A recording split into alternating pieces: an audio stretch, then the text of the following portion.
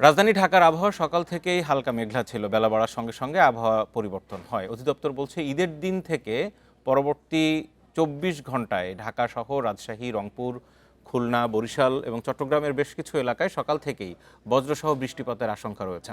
তবে টানা বৃষ্টি না হলেও গত কয়েকদিনের তুলনায় বেশি বৃষ্টি হবে ঈদের দিন। পরের দিনও বৃষ্টি হবে, সেই সঙ্গে দিনের তাপমাত্রা কিছুটা কমবে।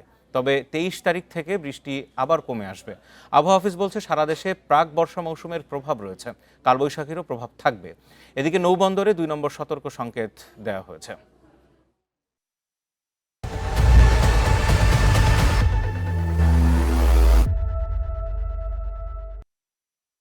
প্রাক বর্ষাকাল যেহেতু এই সময় আমাদের সেল থাকবে, বৃষ্টি থাকবে, বাতাস থাকবে, তার সঙ্গে কালবৈশাখীর প্রভাব যেটা এটা থাকে। তো আগামী ২৪ ঘন্টায় আমাদের সেরকমই আছে। আগামী ২৪ ঘন্টার মধ্যে আগামীকালকের ঈদের দিনটাই পড়ে গেছে। এখানে বলা হয়েছে রংপুর, রাজশাহী, ঢাকা, ময়মনসিংহ এবং সিলেট বিভাগের কিছু কিছু জায়গায় এবং খুলনা, বরিশাল এবং চট্টগ্রাম বিভাগের ২-১ জায়গায় বৃষ্টি, বজ্রসহ বৃষ্টি, সেই সাথে লাইটনিং ফ্ল্যাশের সম্ভাবনা রয়েছে।